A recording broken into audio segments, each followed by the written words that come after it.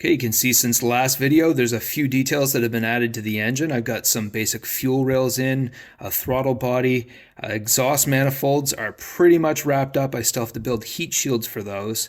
I've got new motor mounts. Probably what you've noticed the most is the coil packs are now mounted to the driver's side valve cover. I've been picking away at this design in Fusion, so the bracket and the coil packs are all scratch built. They're held on with 1.5mm scale hardware. They also have a 1mm pass-through for wiring to make it easy to wire all the coils later on. So I'm going to get this drilled out, I'm going to get it attached to the passenger side valve cover, get it installed, and I'll show you what's next.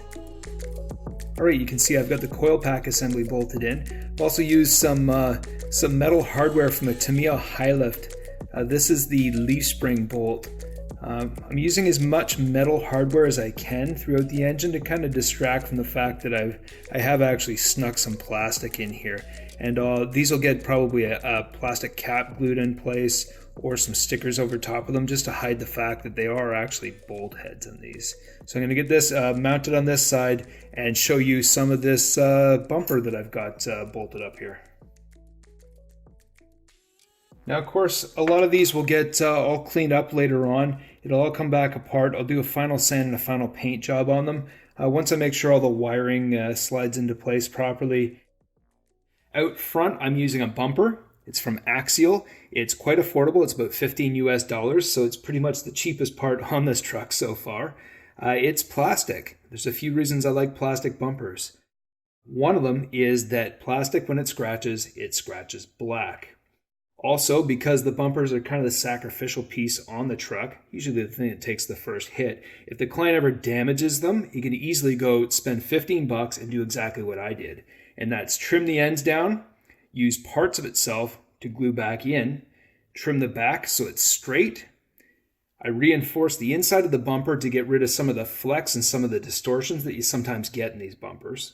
And I made a couple quick trims so I could put a 9,500 pound winch, scale worn winch from RC 4-wheel drive, an aluminum fair lead, a Viking safety thimble. Also these are kind of a nostalgic piece from GCM Racing, and what they are is a mount for Chris's old bumpers. Chris used to machine Delrin bumpers, and these would actually pass through them and give you a threaded mounting location from the back, but it also gave you really sturdy D-ring tabs. So you could actually go and use D-rings on a bumper without them ripping out. Kind of hard to find at the time. So I'm using these on the front and also on the back. I'm also using the factory Axial light lenses because, well, they look pretty good so far.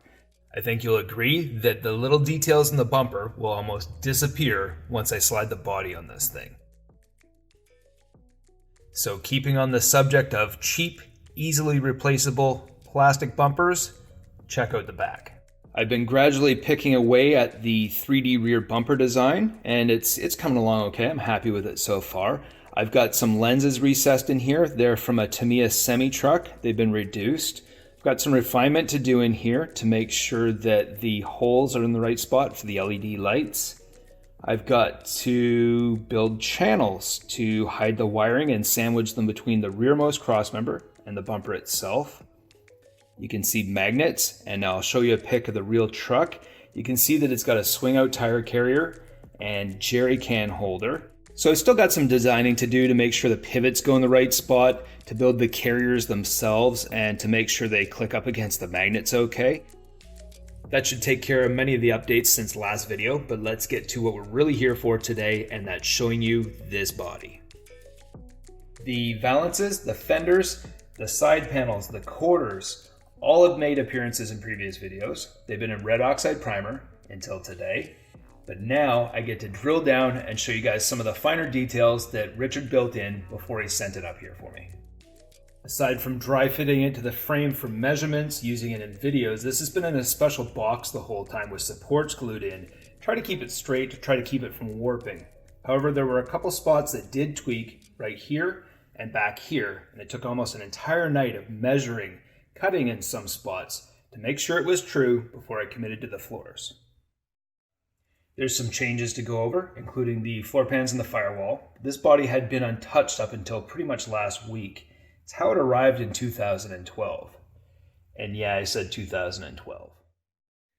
The valances and fenders stayed really straight because, of course, there's quite a bit of body structure there when he built it. Inside, the fenders still have to be detailed. I asked him only to take care of the outside. This would leave me room for elements like inner fender wells and other details as I build. You can see that he's got 5 louvers down the side. That's specific to Icon. I believe the factory Toyota Land Cruiser had 7. Might want to fact check that though. While I have you up here, I'll show you the hood. This is vacuum formed, then detailed with styrene. You can see the louvers are in, the structural bits are underneath, and he had to build this stuff just to make sure that it stayed straight, also to take measurements for other things. But he left some extra material all around the edges, so then when I went and did the hinges, I could go and clean up my panel gaps a little bit. Next up is the windshield frame, and however basic it may look, still a lot of attention and detail goes into just making sure the angles and the proportions are right on the truck. I think this is the box for the power wipers, I'm not sure, but these little guys will go really good with this later on. They're a metal wiper arm. They've got a rubber blade, and they even have a spring that you add on to keep tension up against the windshield. So these will look really cool once it gets finished up. There'll be a nice detail on there.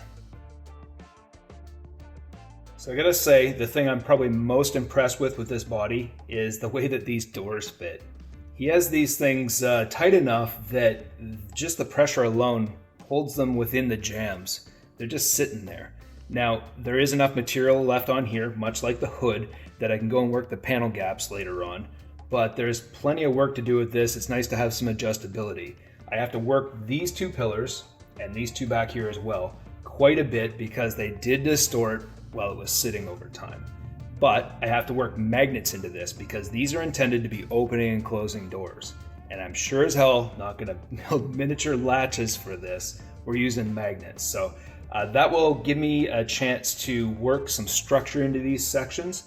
Icons, if you don't know, also have a hard structure around the 2 doors, even though they're soft tops. This will also give me a chance to kind of go and tidy things up, button things up, make sure everything is as close as I can get it before I go and start working the roof into this truck. Originally, we had intended for the fuel door to open and close as well. Unfortunately, there's so much stuff to pack in the back of this truck that something had to give.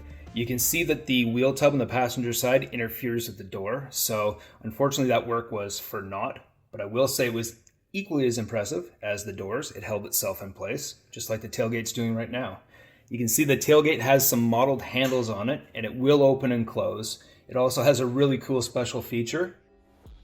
Richard noticed a storage compartment in the tailgate in the videos, so he decided to add one, and now I just have to add hinges and figure out how to make it stay closed.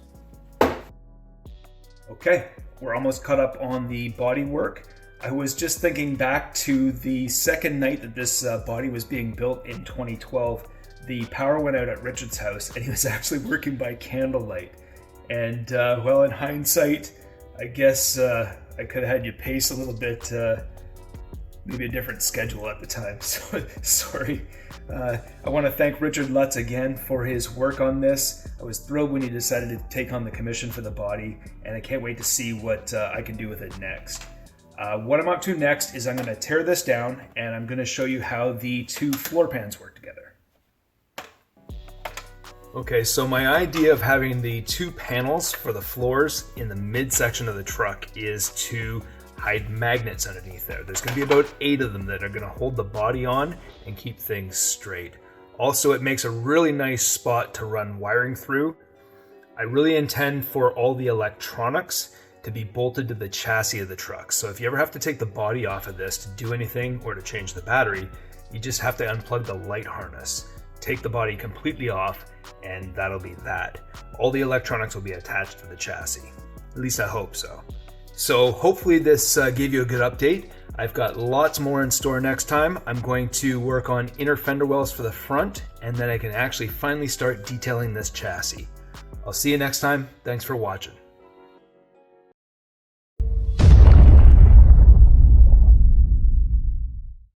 So quartz white is the color. We rarely do these, and I love them, especially on a 44, because you know, like as they're coming together, it's just a bunch of white, it's not very interesting. But as they approach completion and you have all the black and white contrast, then it works really well. So happy to see another quartz white FJ44. Man, I can't English today.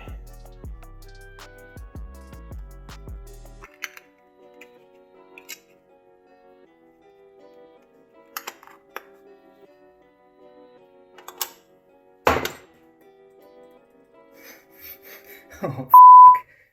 Come on, that one was perfect.